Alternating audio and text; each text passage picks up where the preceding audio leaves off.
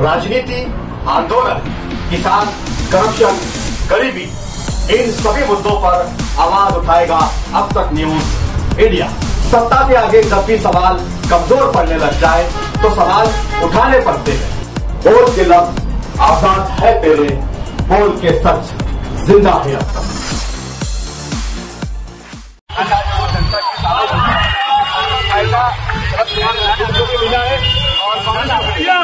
बराबर है। भारत की जनता शिवसैनिक ये उद्धव साहब का आदेश मांगी और उद्धव साहब के बीजेपी ने जो अन्याय किया, उद्धव साहब को मुख्यमंत्री पद से निकाला, पार्टी फोड़ी, उसके बाद सुना ना, उसके बाद राष्ट्रवादी फोड़ी, तो उद्धव साहब ने उसके खिलाफ लड़ने के लिए खड़े हो और इसके लिए महाराष्ट्र की जनता के साथ ही उद्धव साहब के साथ और उसके साथ में उद्धव साहब की वो सहानुभूति, उद्धव साहब का नेतृत्व जो देश ने देखा और उसकी वजह से महाराष्ट्र में पूरी तरह जैसे शरद पवार साहब का नाम है वैसा कांग्रेस के लिए फायदे हुए जो है। कांग्रेस एक जगह पे से 13 जगह पे आ गई है, राष्ट्रवादी कांग्रेस 7 जगह पे आ गई है, शिवसेना 10-11 जगह पे आ गई है। सबसे बड़ी पार्टी बनकर उभरी है कांग्रेस।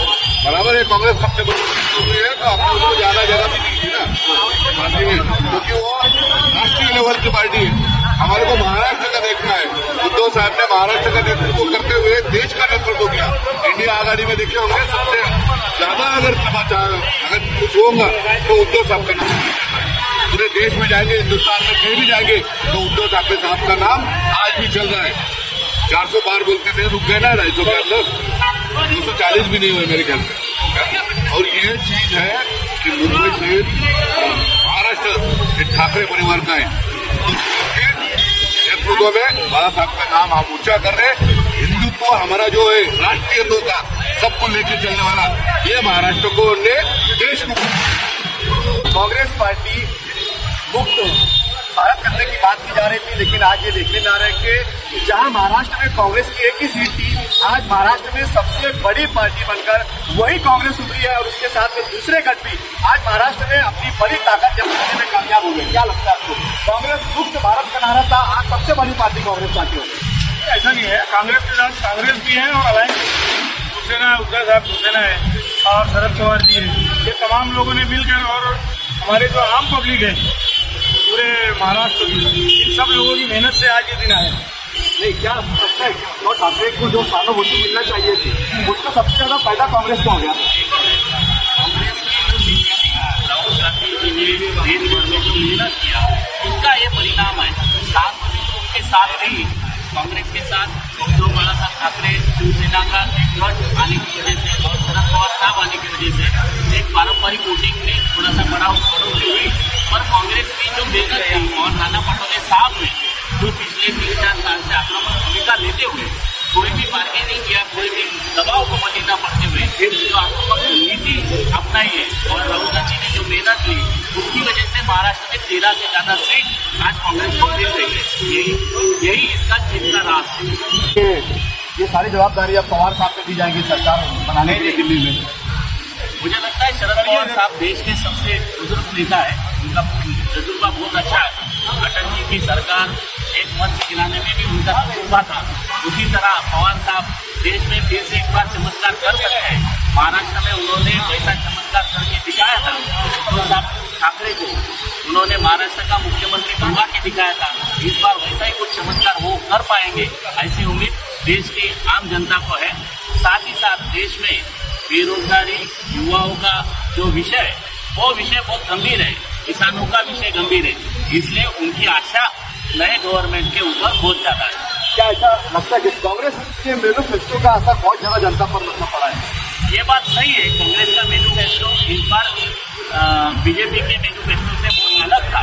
जो बुनियादी चीजें थी देश के विकास के लिए, जो जरूरतें थी, उन्होंने उस बार को उठाया था। पर एक बात सबसे बड़ी है कि बीजेपी हिंदू मुस्लिम के चक्कर में पड़ गई और कांग्रेस ने विकास का मुद्दा पकड़ के रखा। फिर से एक बार जनता ने दिखा दिया कि हमें विकास चाहिए, हिंदू मुस्लिम का विषय बात नहीं। तरीके के भाषणबाजी की गई थी, मंगलसूत्र आपकी प्रॉपर्टी और छीनकर मतलब ज्यादा बच्चे वालों को, मुसलमानों को टारगेट जिस तरीके से किया गया था, जनता ने पूरी तरीके से उसको नकारा। ये बात सही है, जनता ने उस बात को पूरी तरीके से नकारा है। थोड़ी बहुत कमियां कांग्रेस के पूरे प्रचार तंत्र में थी पहली बार, पर इस बार कांग्रेस ने जो आक्रामक रूप राहुल गांधी के नेतृत्व में पूरे देश में दबाया, इम्प्लीमेंट किया, उसकी वजह से इस बार कांग्रेस को अच्छी खासी जीत मिली। एक बात ये भी है कि बीजेपी के झूठे प्रचार को लोगों ने नकारा है। जिसको पप्पू पप्पू बोलकर इसकी इमेज डाउन किया गया था, उस पप्पू ने ही आज पूरी भाजपा को पप्पू बनाया। बिल्कुल कमाल कर दिया और उनके बजट में पॉलिटिक्स है। और वो लोग जितना भी स्टेटमेंट हुआ राहुल जी का, उन्होंने कोई फिरका वाराना कोई बात नहीं की, सिर्फ तहकीक, काम और इसके ऊपर ही बात की। इसलिए अल्हम्दुलिल्लाह पूरी तरीके से ताकत में भी दिख रहे हैं। ठीक है, अभी हम आपको कवरेज दिखाते रहेंगे, खबरें बताते रहेंगे अभी किसी की सरकार बनती है, क्योंकि अभी ये रात काफी खतरनाक होने वाली है। क्योंकि इस रात में क्या होगा कोई नहीं जानता, कौन किसके साथ होगा, कौन किसके खिलाफ होगा, यह अभी बाकी है। क्योंकि राजनीति में कब क्या हो जाए इसका भरोसा भी नहीं है। और जैसा कि हमने महाराष्ट्र में इन 3 सालों में राजनीति में बदल देखा है कि कौन सा नेता कब किसके साथ चले गया, सुबह किसके साथ तो शाम को किसी और के साथ, और शाम को किसी और के साथ तो सुबह किसी और पार्टी में प्रवेश करते हुए भी दिखाई दिए। आप देखेंगे कि एनडीए के कुछ नेता क्या इंडिया अलायंस में आते हैं, या फिर इंडिया अलायंस के कुछ नेता एनडीए में जाते हैं। क्या इस मरतबा दिल्ली की सरकार बदलेगी, या फिर इस तरीके से दोनों ही तरफ दो चाणक्य हैं। जैसे इंडिया अलायंस के पास में शरद पवार नाम के एक चाणक्य है, तो वही एनडीए के पास में भी अमित शाह नाम के एक चाणक्य है। देखते हैं कि दोनों इन चाणक्यों में कौन सबसे ज्यादा मजबूत चाणक्य साबित होता है।